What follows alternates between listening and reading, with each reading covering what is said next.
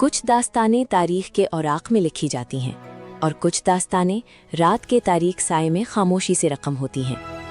जब पूरा मुल्क सुकून की नींद सो रहा होता है तो सरहदों की बर्फानी चोटियों से लेकर शहर के गुमनाम कोनों तक कुछ मुहाफिज जाग रहे होते हैं। वो गुमनाम साए जिनके नाम किसी सजिल में दर्ज नहीं होते, जिनके सीनों पर कोई तमगा नहीं सजता, जो खामोशी से जीते हैं और खामोशी से इस मिट्टी पर कुर्बान हो जाते हैं। आज से 79 साल पहले 14 अगस्त 1947 को जो शमा रोशन हुई थी वो किसी तोहफे प्लेट में सजाकर या किसी खैरात में नहीं मिली थी, बल्कि उसकी बुनियादों में लाखों इंसानों का मुक़द्दस खून, उजड़े हुए हंसते बसते घराने और माँ बाप की सिसकती हुई दुआएं शामिल हैं।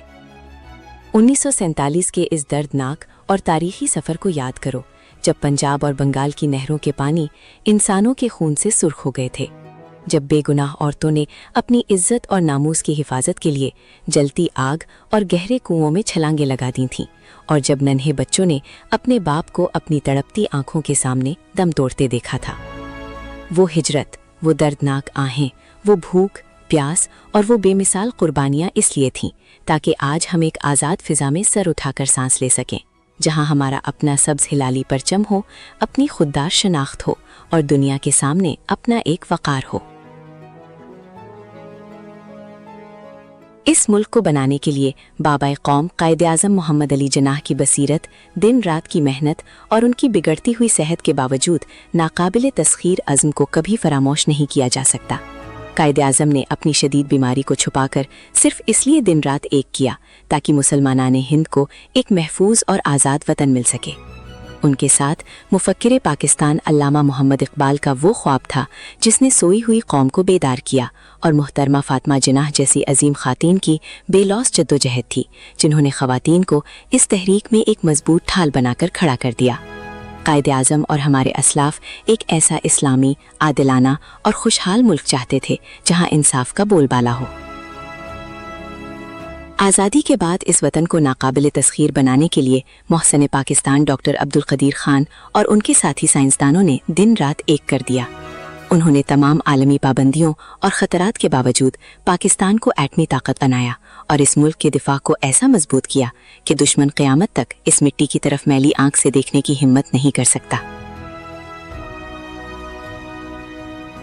ज़रा सोचो, अगर आज पाकिस्तान ना होता तो हमारा क्या हाल होता।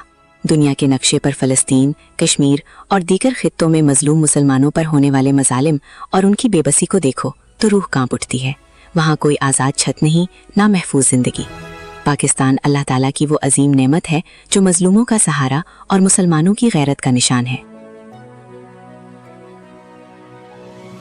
लेकिन क्या हमने इस 79 साला आज़ादी और अपने मोहसिनों की कुर्बानियों की कद्र की?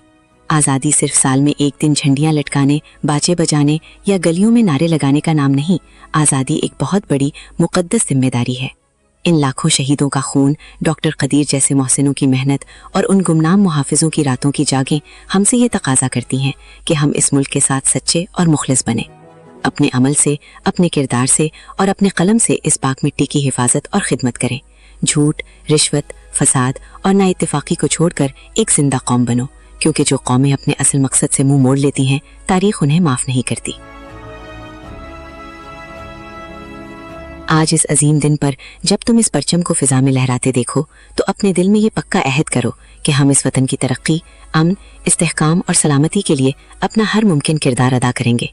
इस आज़ादी की कद्र करो क्योंकि इसके हर सब्ज और सफ़ेद रंग के पीछे किसी की जवानी, किसी की नींद और किसी का पाक खून छुपा है। अल-फज्र की तरफ से तमाम मारूफ और गुमनाम मुहाफिजों को, इस पाक मिट्टी के पासबानों को और आप तमाम नाजरीन को यौम आज़ादी पाकिस्तान मुबारक हो। पाकिस्तान जिंदाबाद।